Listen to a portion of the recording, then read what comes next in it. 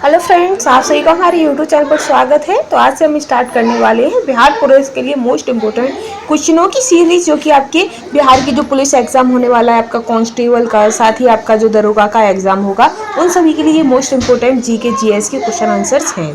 ठीक है फ्रेंड्स, तो आगे हम स्टार्ट करते हैं। आज की हमारी सीरीज में क्वेश्चन रहेगा पहला, जिसमें पहला क्वेश्चन है जिसमें पूछा गया है कि सम्राट डैश ने मोहम्मद हुसैन उल कातिब कश्मीरी को उनकी सुंदर लिखावट के लिए जरीन कलम या स्वर्ण कलम की उपाधि से सम्मानित किया था। तो किसने सम्मानित किया था जरीन कलम या स्वर्ण कलम से? किसको? तो हुसैन उल कातिब को। किसको? हुसैन उल कातिब को, कश्मीरी को उनकी सुंदर लिखावट के लिए जरीन कलम या स्वर्ण कलम से उपाधि से सम्मानित किया था। तो वो आपके अकबर थे। कौन थे? अकबर ने उन्हें सम्मानित किया था। ठीक है, अब हम बात करते हैं कि अकबर का जन्म कब हुआ था। तो आप सभी को ही पता होगा कि अकबर का जो जन्म था वो आपका अमरकोट में 1542 में हुआ था। कब हुआ था? अमरकोट में 1542 में हुआ था। ठीक है, आगे हम देखें तो जो अकबर ने बीरबल को कवि प्रिय की उपाधि दी थी, इन्हें तो स्वर्ण कलम दिया था, और अकबर ने एक उपाधि बीरबल को भी दी थी, कवि प्रिय की। ठीक है, आगे हम बढ़ेंगे, नेक्स्ट क्वेश्चन पर चलेंगे। नेक्स्ट क्वेश्चन रहेगा आपका, जिसमें पूछा है आपसे कि कदमाई डैश राजवंश के तहत भू राजस्व का एक रूप था। तो भू राजस्व का एक रूप क्या था? तो आपका आंसर हो जाएगा चोल। क्या था? कदमाई चोल राजवंश के तहत भू राजस्व का एक रूप था। ठीक है, आगे हम बढ़ेंगे नेक्स्ट क्वेश्चन पर। तो नेक्स्ट क्वेश्चन रहेगा आपका, आगे है आपका कि रजिया पहली भारतीय महिला मुस्लिम शासक भारत के किस तुर्क वंश से बनी थी? तो जो रजिया सुल्तान थी वो आपकी कौन थी? तो वो शासक की बेटिका थी। किसकी थी बेटी थी? तो वो आपकी कुतुबुद्दीन ऐबक नहीं, ये आपकी शमसुद्दीन इल्तुतमिश की पुत्री थी। किसकी थी? इल्तुतमिश की पुत्री थी। ठीक है,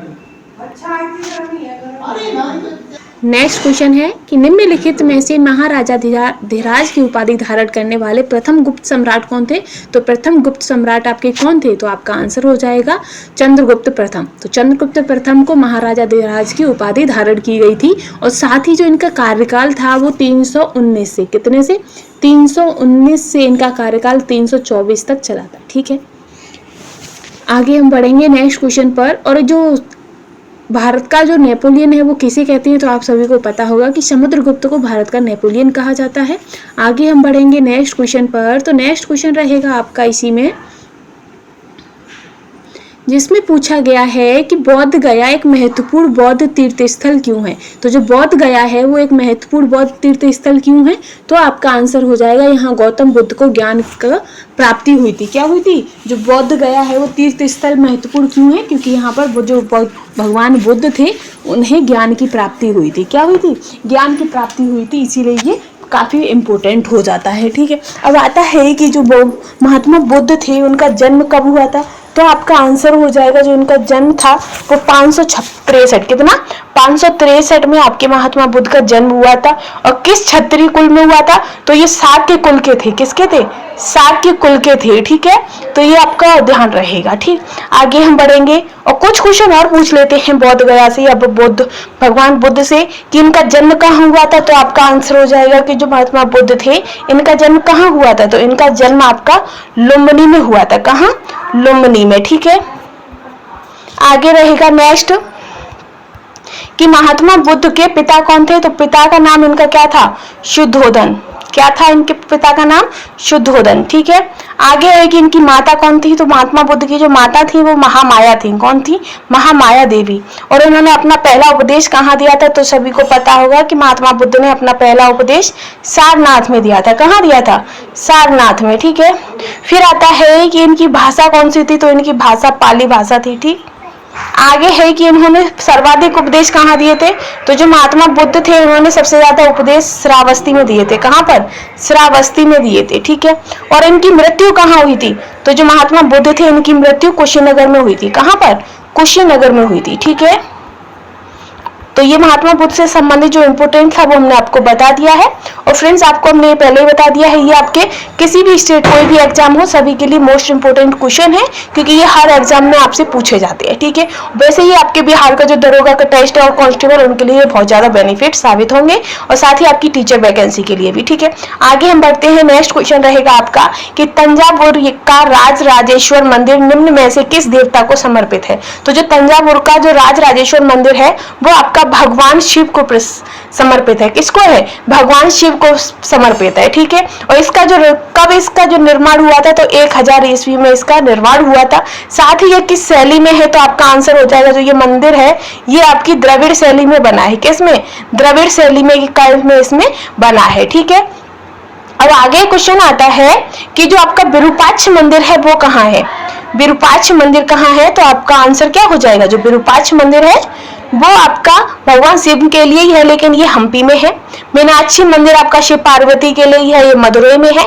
पद्मनाभ स्वामी जो मंदिर है वो तिरुवनंतपुरम में भगवान विष्णु के लिए है। और लिंगराज मंदिर भुवनेश्वर ये भगवान शिव को लिए समर्पित है, ठीक है। आगे हम बढ़ेंगे, नेक्स्ट क्वेश्चन पर चलेंगे। नेक्स्ट क्वेश्चन रहेगा आपका कि मुगल सम्राट बाबर के बारे में निम्नलिखित में से कौन सा कथन गलत है? तो इनमें से कौन सा कथन गलत है हमें ये बताना है। तो इसका जो आंसर रहेगा वो आपका हो जाएगा,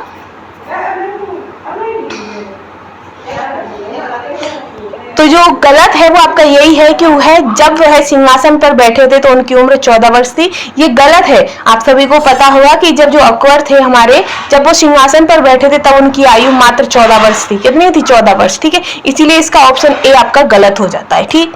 आगे हम बढ़ेंगे, नेक्स्ट क्वेश्चन पर चलेंगे। नेक्स्ट क्वेश्चन रहेगा आपका कि निम्नलिखित में से कौन सी पुस्तक बाणभट्ट के द्वारा लिखित है? तो बाणभट्ट के द्वारा आपकी हर्षचरितम लिखित है। कौन सी है? हर्षचरितम, ठीक है, जो कि आपके संस्कृत गद्य लेखक थे आपके हर्षचरित, ठीक। और जो ये आपके जो हर्षवर्धन थे उनके राज दरबारी थे। कौन थे? हर्षवर्धन, ठीक है। हर्षवर्धन के राज दरबारी कौन थे? तो बाणभट्ट थे, ठीक। आगे हम बढ़ेंगे, नेक्स्ट क्वेश्चन पर चलेंगे। नेक्स्ट मैम आपको और कुछ इंपोर्टेंट ये पुस्तकें हैं उनके बारे में बता देते हैं। जो पहली है आपकी अकबरनामा, तो इसकी स्थापना, इसकी जो रचना किसने की थी? तो अकबरनामा अब्बुल फजल। मालविकाग्निमित्रम, तो ये कालिदास। अष्टाध्यायी पाणिनि। रामायण वाल्मीकि। महाभारत वेद व्यास। अर्थशास्त्र आपकी चाणक्य हो गई। आगे है आपका कि काम सूत्र, तो ये बादशाह हो गया। बुद्ध चरित अश्वघोष हो गया। महाभाष्य पतंजलि हो गया। मेघदूत कालिदास हो गया।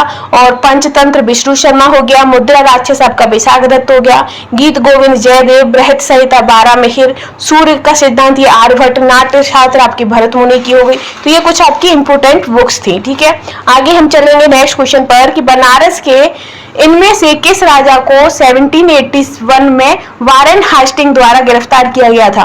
तो वारेन हेस्टिंग के द्वारा किसे गिरफ्तार किया गया था? तो वो आपके चैत सिंह को, किसको? चैत सिंह को गिरफ्तार किया गया था, ठीक है। आगे आपका नेक्स्ट क्वेश्चन रहेगा। नेक्स्ट क्वेश्चन है कि कुतुब मीनार के 5वें तल का निर्माण निम्न में से किसके शासन काल में किया गया था? तो जो 5वें तल का जो निर्माण हुआ था वो आपका फिरोज शाह तुगलक के शासन काल में हुआ था, ठीक है। अब आता है कि इसका जो निर्माण कार्य था वो कब स्टार्ट हुआ था? तो 1153 में इसका निर्माण कार्य स्टार्ट हुआ था। हाँ जी, तो इसका आंसर तो आपका ऑप्शन सी करेक्ट हो जाता है। और ये कब स्टार्ट हुआ था तो वो भी हमने आपको बता दिया। इसकी 3री मंजिल का निर्माण किसने करवाया था? तो वो आपके इल्तुतमिश ने कराया था। और 5वीं जो अंतिम मंजिल थी उसका निर्माण आपका फिरोज शाह तुगलक ने करवाया था, ठीक है। आगे कुछ और है कि ताजमहल का जो आगरा का जो ताजमहल है उसका निर्माण किसने कराया? तो शाहजहां ने।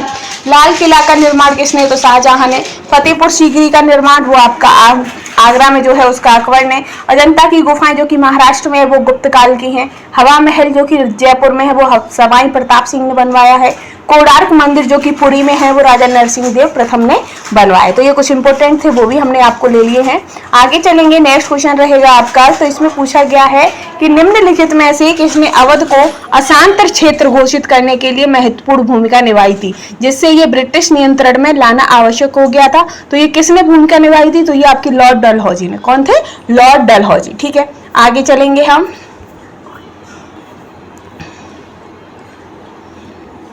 आगे रहेगा आपका कि 1865 में निम्नलिखित में से किसी बॉम्बे का पहला नगर आयुक्त नियुक्त किया गया था? तो बॉम्बे के जो प्रथम नगर आयुक्त थे वो आपके आर्थर क्राफ्ट थे। कौन थे? आर्थर क्राफ्ट, ठीक है, ठीक है।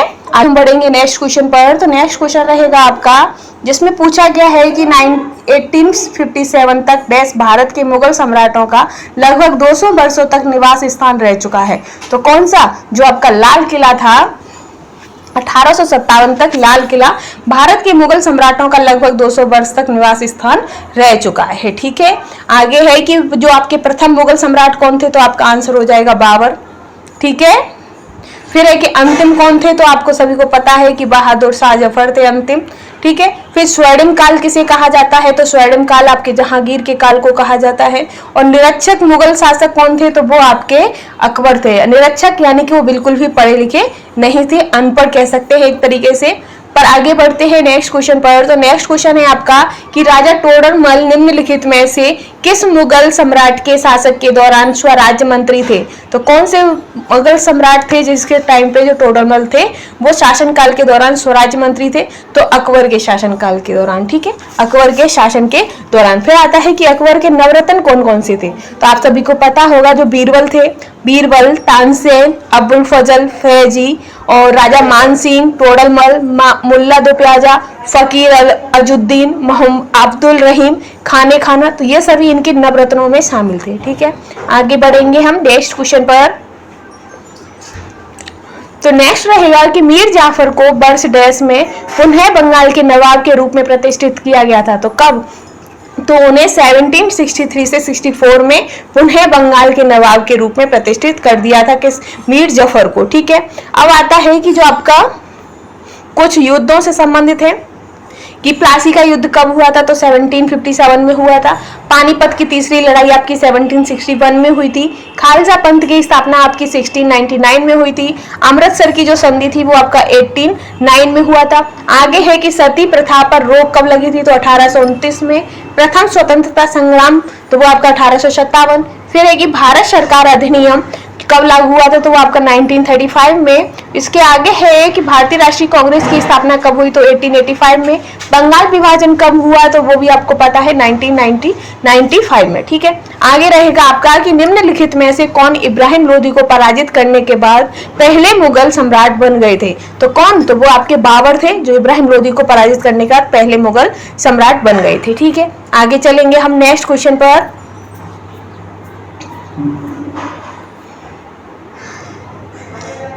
नेक्स्ट है कि शरीयतुल्लाह खान अंग्रेजों के खिलाफ डैश का हिस्सा थे, तो शरीयतुल्लाह खान जो थे वो आपके फराजी आंदोलन का हिस्सा थे। किसके थे, फराजी आंदोलन का हिस्सा थे, ठीक है। आगे हम बढ़ेंगे। आगे है कि बॉम्बे में पहली सूती कपड़ा मिल की स्थापना किस वर्ष की गई थी, तो जो आपकी पहली सूती कपड़ा मिल की जो स्थापना थी मुंबई में वो आपकी 1854 में की गई थी, ठीक है। आगे हम बढ़ेंगे नेक्स्ट क्वेश्चन पर। तो नेक्स्ट क्वेश्चन है आपका कि निम्नलिखित में से कौन सा समाचार पत्र राजा राम मोहन राय द्वारा शुरू किया गया था, तो जो आपका संवाद कौमुदी है वो राजा राम के द्वारा स्टार्ट किया गया था, ठीक है। और कब, तो आपका आंसर हो जाएगा 1821 में। कब, तो 1821 में, ठीक है।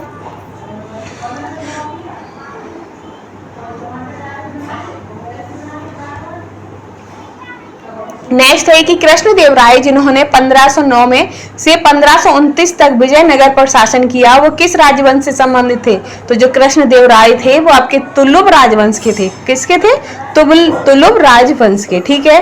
और जो संगम वंश की जो स्थापना थी वो किसने की थी, तो आप सभी को पता होगा जो हरिहर बुक्का थे उन्होंने संगम वंश की स्थापना की थी, और कब, तो 1336 में, ठीक। आगे हम बढ़ेंगे।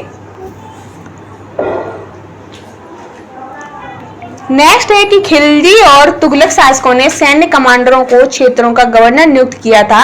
इन क्षेत्रों को किस नाम से जानते हैं, तो इस क्षेत्रों को आप इक्ता के नाम से जानते हैं। किसे, इक्ता के नाम से जानते हैं, ठीक है। आगे बढ़ेंगे नेक्स्ट क्वेश्चन पर। तो नेक्स्ट क्वेश्चन रहेगा आपका जिसमें पूछा गया है कि कालिदास रचित नाटक अभिज्ञान शाकुंतलम शकुंतला और कौन से राजा, तो दुष्यंत के प्रेम की कथा है। जो अभिज्ञान शकुंतलम है उसमें शकुंतला और दुष्यंत के प्रेम की कहानी दी गई है, ठीक है।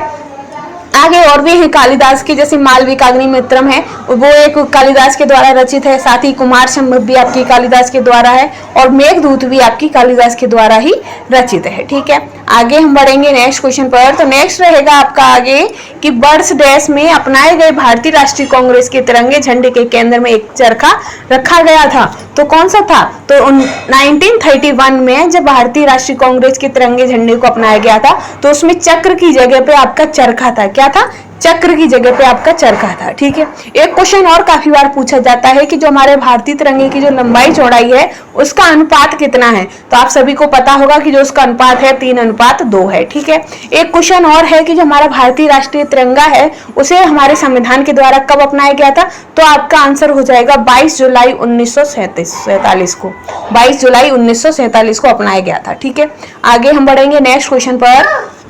नेक्स्ट क्वेश्चन रहेगा आपका कि गांधी